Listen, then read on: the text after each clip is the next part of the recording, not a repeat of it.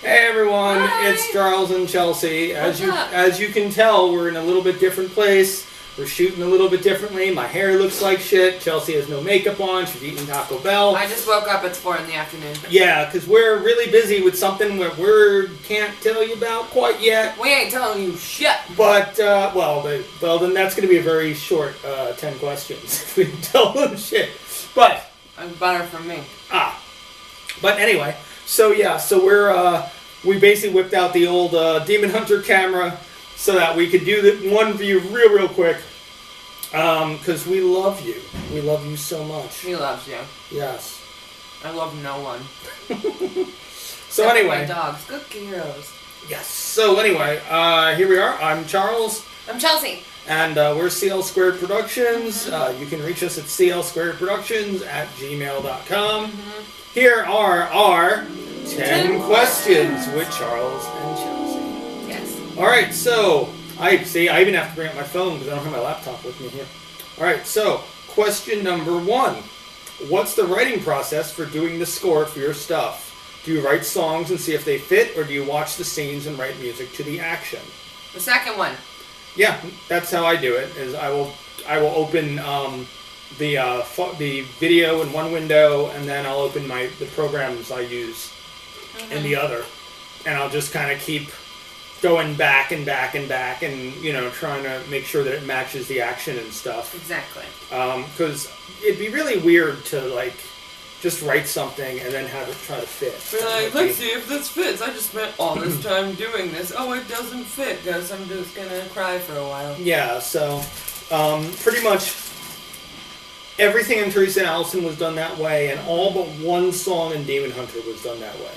And that's just because I wrote that song before we shot anything in Demon Hunter. And then I just had it laying around. But that's exactly why you don't do it, because it becomes, I have something just laying around, I don't know what it will fit to. And it wasn't until I was editing, and I was like, oh, gee, let me try that. Look at what I did. Yeah. So we do the second one. We watch the scenes, and then we write music to the action. Yes. Alright, so question number 2. What do you listen to when you write? Listen to, music-wise when you... I would assume, yeah. When you're writing? Yeah. Not writing music, I would guess writing a script I don't like to listen to music while I do that. Really? While I write. No, I need, complete silence. I tell my dogs to stop using their words so Mommy can work. Huh. Yeah, no, I don't really play music when I do that. Oh, interesting. I need music. I can't have... I need and it's never one thing. I have playlists depending on what I'm writing. Like for the Teresa and Allison prequel, it's all music from the 70s. Oh, that's cool. So it gets me into the thing. Into the mood. Yeah, when I wrote Demon Hunter, it was a whole lot of random songs. Yeah. In fact, there were probably 4 or 5 songs that almost every one of her dream sequences is based on a song that happened to be playing. Oh. As I was writing.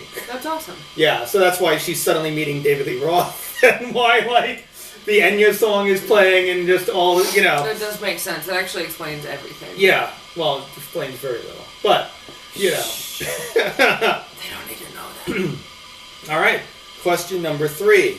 What was the first comic book you got into for both of you? And Charles, is it why Charles wants to do a comic book movie so much?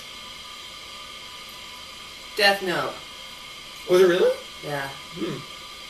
That's all I'm going to say about that. Yeah. For me, I actually was not into comics as a kid.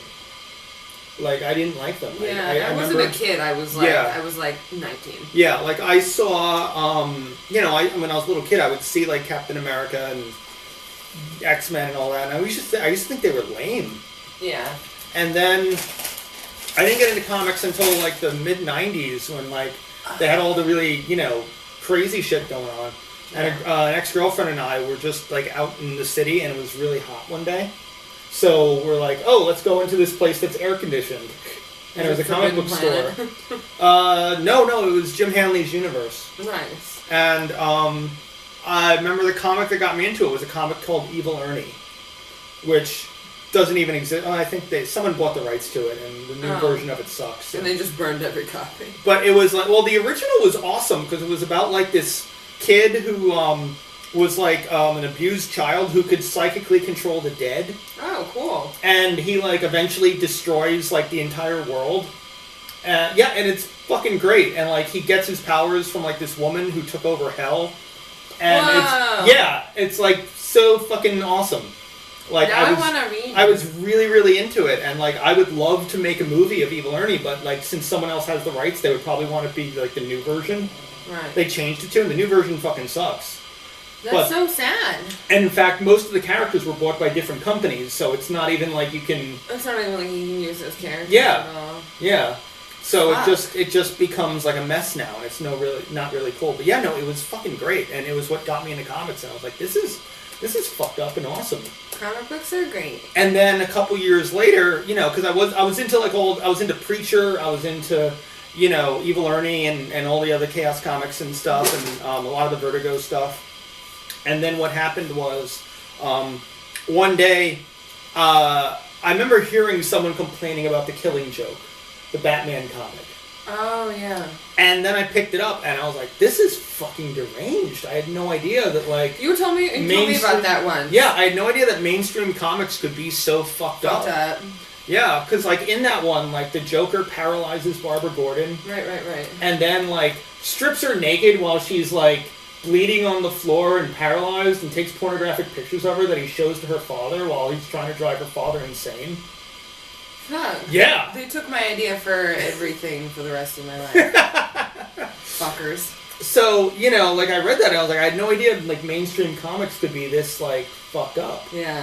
I remember you telling me about that the first time. And that's what got me into, like, Batman and stuff, and, you know, and it wasn't until the Marvel movies that I got into, like, Captain America and all them, because they just did such a great job with casting, and like, Chris Evans is fucking amazing in it. It is amazing. And I went into that movie not thinking I was not going to like it, because I hated the character in the comic. Right. And same thing with Thor. I was like, who the fuck gives a shit about Thor? But they did such a great job with, you know, Chris Hemsworth and everything. Mm-hmm. And, you know, especially with fucking Tom Hiddleston's Loki. You know, so that's one of the reasons... What? Stop it. Yeah. Nailed it. Exactly, and that's one of the reasons why I would love to do, you know, it's not that I want to just randomly do a comic book movie, like, these are particular, you know, like, I love the MCU, I would love to be part of it, and then there's a couple comics that I really like, and I would love to do shit with. Alright, so let's go to our next question. 4. What is the time limit for asking spoilery questions? I know you guys probably don't want any questions that give away twists or lore reveals, but in the future, will you answer any? Obviously, we don't want to do any where we're, like, giving stuff away. And I'm like, how much money are you going to pay us to do that? You know, but, like, I figure maybe if someone asks something that, like, doesn't ruin anything we have planned. Yeah.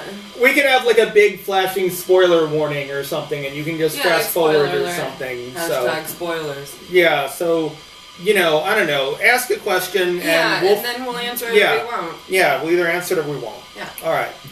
Question 5. What instruments can each of you play? I play 17 instruments. It's a lot of them. My favorite is clarinet. I like the banjo. I'm not gonna list all of them. My brain's not awake yet. Play the guitar and the bass and the ukulele and the mandolin, and I can play the saxophone and the clarinet and the flute if I have to. The piano. I was gonna say the didgeridoo, but that's not even true. Yeah, no, I have a whole little music room full of fun things. I play everything. I can't play drum. It's easier to just list what I can't play. Like, I can't play instruments where I have to blow, so I can't do, like, saxophone or clarinet. He's not a woodwind dude. I tried playing saxophone in 2nd grade. It did not go well. Imagine just throwing it at someone. And I can't play drums. I can't play drums either. But, yeah, I'm totally not coordinated enough to play drums. I can play literally one song on drums. Because it's the easiest drum beat in the entire world. Yeah, I can't. I can play the shift from Sam Hain, which literally is nice. like bass, snare, bass.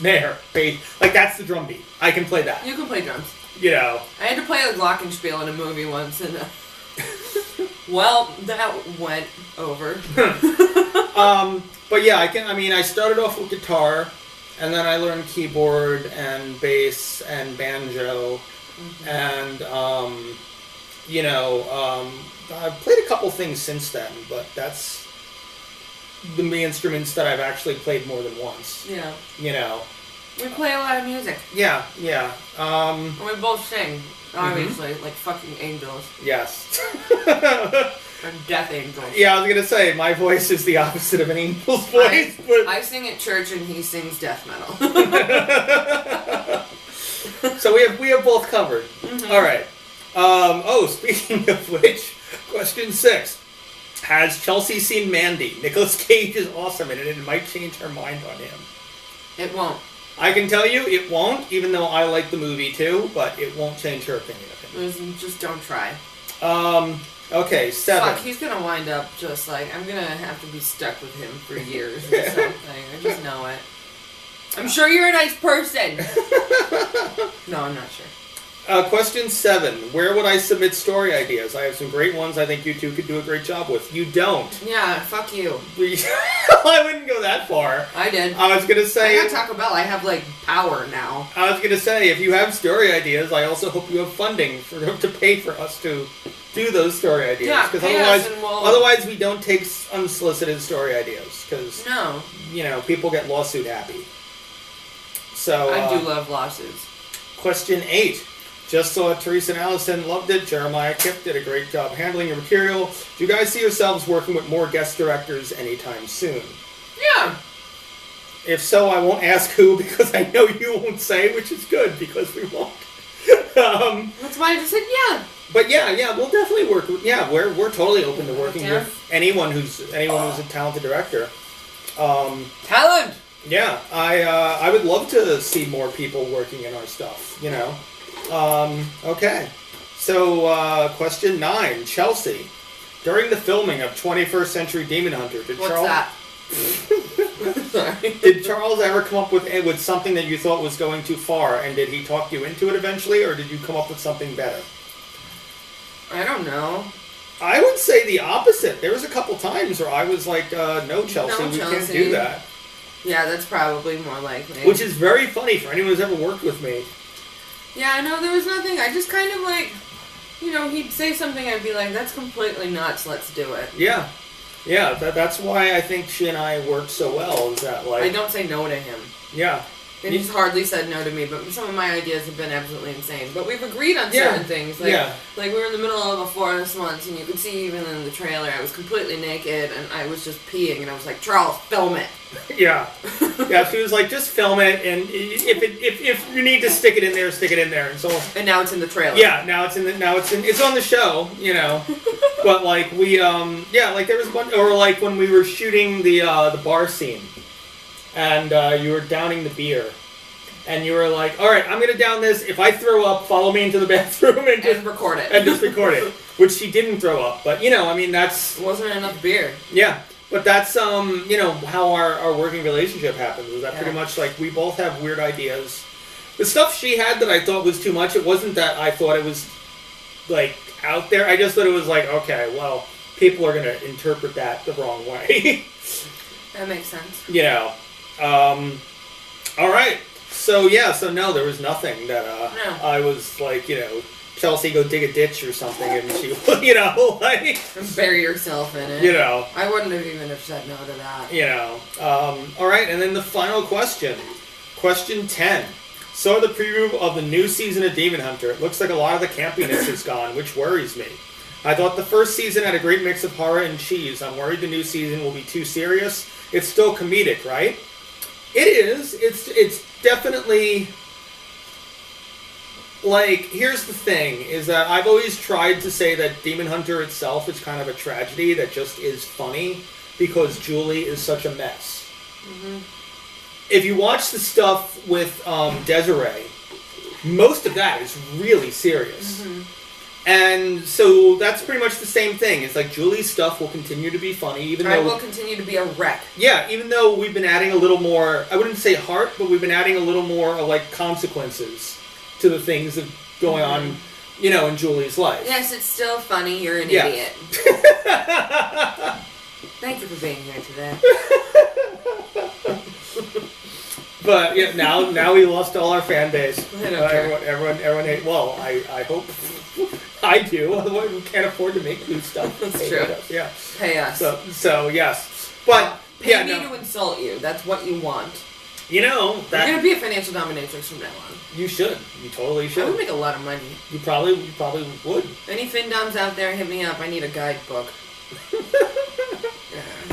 But yeah, so yeah, it'll still be funny. It's just going to be darker at the same time. Yes. So the You serious get the introduction to all these new characters. Yeah. And some of them are just not that funny because Yeah. of the circumstances. the that they're serious stuff will be more serious. The funny stuff will be funnier. in. Yes. That's pretty much what you're going to see. What you saw with Julie is really depressed from the end of the Demon Hunter novel, but that doesn't mean that She's not there. yeah, Julie's attitude is still going to come out. You're still going to see her be Julie, and it will, you know, it's just there's a lot more darkness in her. You're gonna like it, I promise. Yeah, you'll love it. You'll love it. Yeah. Alrighty, so that's our 10 questions. Yeah. So yeah, you should. Thank you for watching. Yeah, thanks for watching.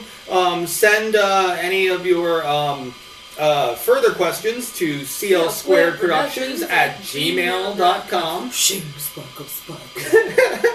And we will see you next time with a very special episode of 10 Questions with Charles and Chelsea. Bye-bye. Bye-bye. More Taco Bell.